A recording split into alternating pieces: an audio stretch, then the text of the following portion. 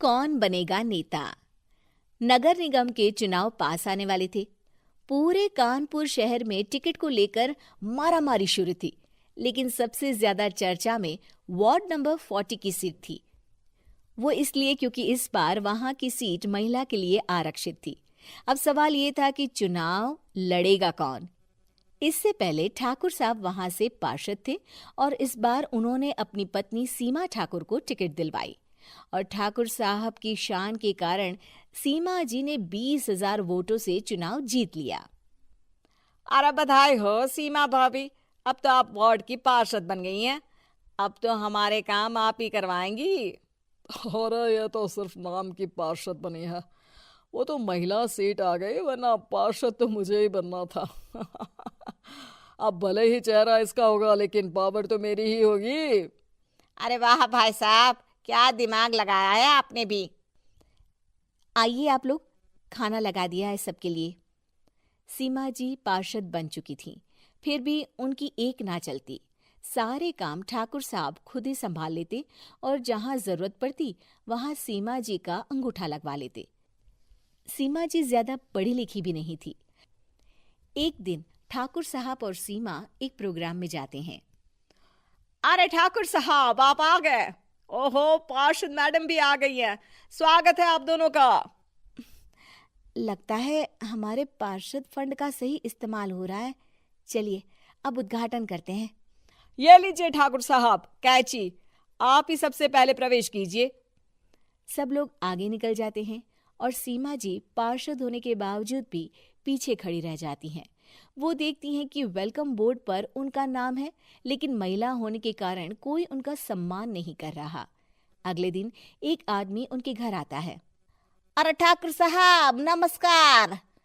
कल ना हम नोटिस किए कि हमारा घर तो अवैध है और नगर निगम वाले उसे तोड़ने आ रहे हैं। अरे कुछ कीजिए ना ठाकुर साहब।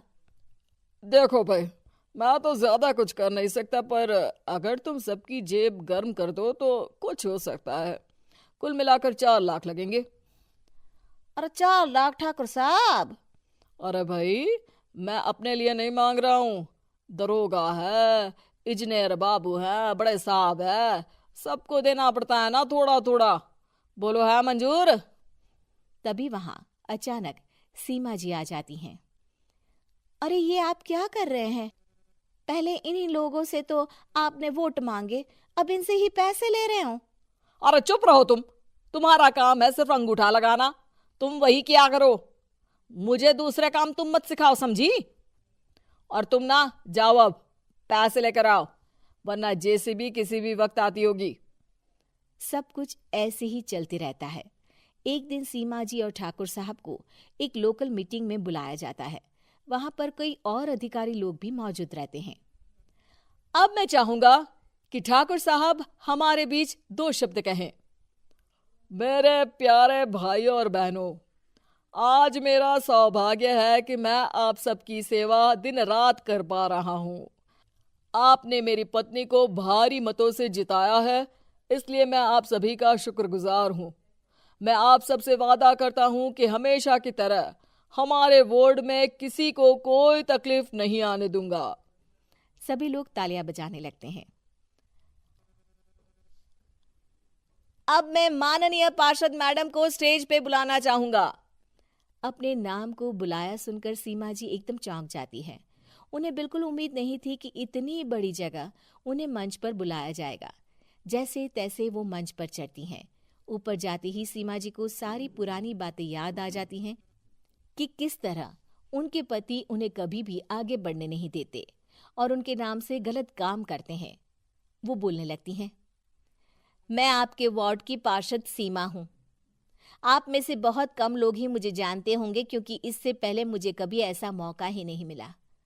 सारे मौके मेरे पार्षद पति यानी आपके ठाकुर साहब ही लेते रहे, लेकिन आज ये मौका मुझे मिला है तो मैं इसे ऐसे ही नहीं जाने दूंगी। मैं आपको ये बताना चाहती हूँ कि आपके ठाकुर साहब मेरे नाम की आड़ में गैर कानूनी काम करते हैं, जिस पर अंगूठों के निशान मेरे होते थे। इसीलिए मैं अपनी गलती मानती हूँ और आज अपने पद से इस्तीफा देती हूँ, ताकि आगे से कोई गलत काम ना हो पाए। अब फैसला आप सबके हाथ में है कि आप हमें क्या सजा देना चाहते हैं। सीमा जी की बातें सुनकर ठाकुर साहब के चेहरे का रंग उड़ जाता है और वो शर्म से मुंह नीचा करके वहां से चले जाते हैं और पद से इस्तीफा देकर ही सही सीमा जी अपने आप में आत्मविश्वास महसूस करती हैं।